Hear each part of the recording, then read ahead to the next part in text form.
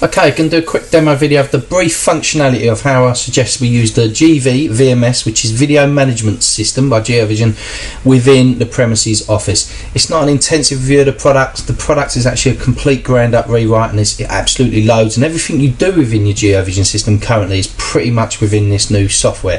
This is where they're moving the product from.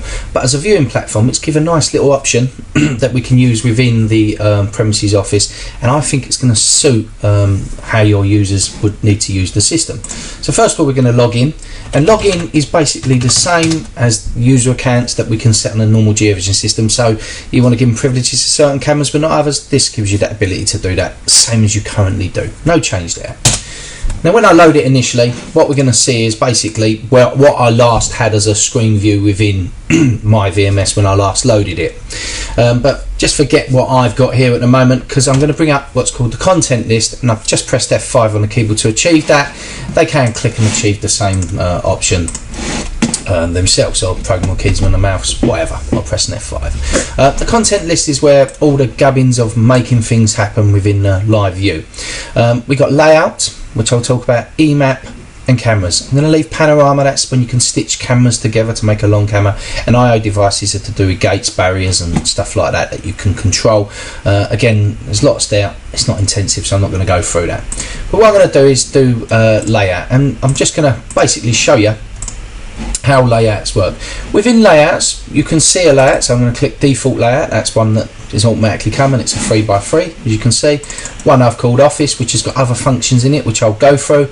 But we could create new layouts, and we can also create groups. So for example, I've made a group here and called it the sixth form block, and I've made another group and I've called it external cameras. We could add another group and we could call it, let's for example, I could create a group within a group, which I've accidentally done there. I'm going to cancel that. I'm going to literally just do a new group completely, and I'm going to call the group Gary. So if Gary's got cameras he prefers to look at, or layouts he prefers to look at, then he's got his own folder there. So you could have Vince, you could have whatever, you know, and external cameras is a good example even. We now can add a layout, and let's add a layout, and I'm going to call it Gary layout. And we can use predefined layouts they've given you here, or we can create our own, say 9x9 or 9x10, you know, whatever, or we can customize them. When I show this customize, this is quite clever. It gives you screen layouts. You can have a maximum of there, and that's 4, 8, it's quite a lot of cameras, as you can see, but we can scrub sections out. So I say I want that to be a camera, this to be one long, say panoramic camera, these to be individual 6 cameras, this whole section to be a big camera, and then let's just say a camera there, camera there, camera there, camera there, camera there, and we can go OK on that. Do you want to assign cameras automatically? I'm going to just let it for the moment. So this is that new layout called Gary, which I put in the folder Gary. If I wanted it somewhere else, I can drag and drop it somewhere else into external cameras. It's a layout, it's a preference of a screen that I would like to have. And as you can see, it's added those cameras. I had that long-winded stretched camera here. If I actually said I want that to be its real image ratio, it would go to its actual size. But it's stretched it out because it's trying to fit it to what you've defined as a picture. And as you can see small ones up here, 3, 4 and 5 cameras pushed into there. Okay, so this is a bit of a silly layout. So what I'm going to actually do, I'm going to just bring it back to Office, and I'm going to edit that Gary layout. See, for what it's worth. I'm going to just delete that layout and add a new one. Oh, I'm going to add a new one. Let's just add a new one. Okay, so add layout, Gary 2. Okay. And we'll do, let's pick this one here. Okay. Okay, so let's just delete that one out for the moment. So we've got Gary 2, and it's chucked 1 to 5 in there. Let me show you some of the other things that you can do. Okay, so where I expand windows, there's 2 things in here, key things: the zoom window and a scan window.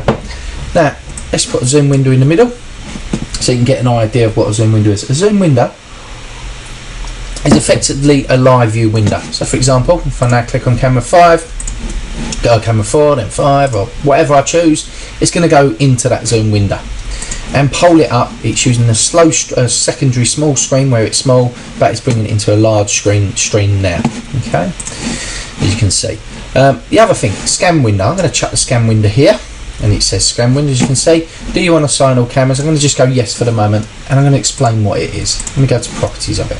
Now, It's effectively a sequential camera, so it's going to go through all the cameras I've got in this list. So I'm going to just, for what it's worth, just to demonstrate, say go 1, 2 and 5, and I'm going to say just scroll every 3 seconds, and if I want I can say keep image ratio and click OK. Now just scroll through those cameras that I've defined. Remember, as your layout, if you wanted that to be a bigger screen, you can do that. Like you could put in a big area like this, you know. You can have lots of them going on at once and they'll respect whatever you've defined for that particular area of the screen. So let's put the zoom window back there for the moment. If I wanted to put a camera, that's 2 options, so that's the zoom window and the scan window. If I wanted to put a camera in that list, I could effectively just take a camera and drag it into there instead. Okay, just close that, and I'm going to close it from being a zoom window, and if I just drag the camera into it, that will always be camera 4. Oh, there we go, it will always be camera 5, for example. Okay, so EMAP, another one I want to talk about. We can make EMAPs of the school. You're kind of familiar with this because I know Sean's done something similar, except that GeoVision does it within its product anyway. And what you can see is I've done a little EMAP here of my cameras and the office here. And as the cameras get activity on them, so camera 1's in my office here, and if I float over you'll see a small picture thumbnail come out. As the cameras get activity, move around, it flashes up, okay, where it sees activity. And I can click on that to bring it into a full screen view if I want to. So camera 1, bring that to a full screen view, the rear camera, or office camera, rear camera's there, bring it to a full screen view. So the beauty of this is you can use this if I wanted to, and I had a scan window, so I'm going to put a zoom window over here. I could bring that, when I click on the camera, it'll bring it, you'll see, so this one, garden one, it'll bring it into the live view. Camera at the front, it'll bring it into the live view window that I've created. So real flexibility in how you want to lay out your cameras. Okay, so I'm going to show you another thing. I'm going to go to Office one for the moment, and I'm going to show you something else that's quite, actually let's go back to Gary for the moment. Something else that's quite clever. You've got some fisheye cameras, you've also got lots of megapixel cameras around the school and some wide angle ones that look at exterior perimeters. And if I was used camera 4 for example, as an example, so let's just put camera 4 into this channel. So we can see in here I'm going to make 2 particular areas of focal group regions. Nice and easy, I can show you this area here and this area here. So I'm going to take both those areas and I'm going to create what's called a focus view. So I've got the camera there and I'm going to say there, and I'm going to rename it and I'm going to call it worktop. Let's see if I can spell worktop. And I'll create another one there and we'll call it, let's rename it and rename it storage. Okay, so now there's a little plus sign that I can expand the group of those areas, and I can put in worktop, so let's replace that channel, and I can make sure it maintains the aspect ratio as well if I choose to. I could put storage over there again if I want it to maintain aspect ratio, I can make sure it does. It's how you save your settings. Then if I flick back to one of the other cameras, so I've got office that I've gone to another layout, I'll come back to that, you've still got this respective layout. And what it's giving you is you've not lost that camera, the camera still exists as you can see, but you've got focal views of it. So if you had areas of the car park you wanted to focus on a gate and something, even those can be dragged in to the areas, and you can still have your EMAPs, which you can have several EMAPs created for the whole site. You still have your EMAPs around where you've got a live window you can bring up those cameras to. It's just a real simple way to achieve multiple viewing of cameras and define those layouts. So you can have one called Vinch, you can have external cameras, internal cameras, you know, there is a limited number of cameras, but there's ways we can work around that on your system, especially being a VMS system or using virtual desktops. We can have the option, I've got multiple monitors, I'm using this on Surface Pro 2 and this is actually onto a larger monitor. If you look at this screen here, you'll see I've got the Surface Pro 2 there, which is actually doing all the work, and a large touchscreen monitor here. And as you can see, I'm just chucking that around.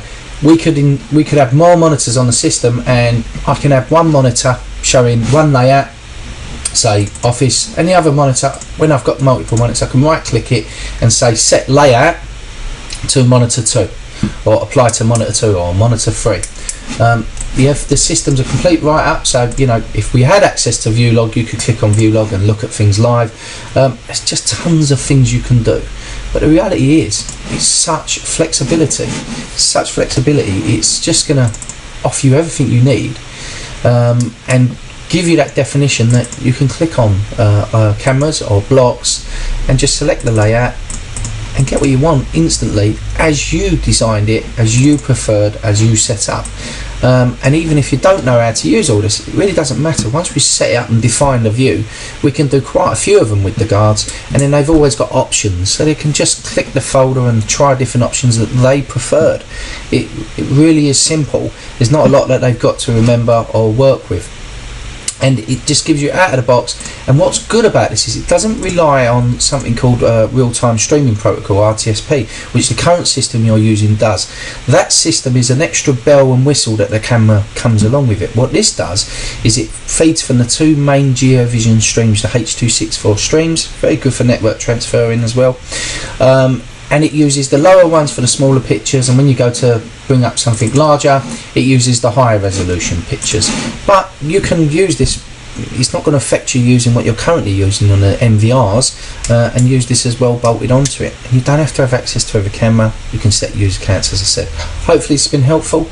Can't see any reason why you wouldn't want this. It's guaranteed to work. It's GeoVision's product, and you're using GeoVision cameras, unless for some reason cameras are throttled on networks, or you've got network bandwidth issues, which I don't believe you've got on the site. There's no reason at all this won't work absolutely great for you.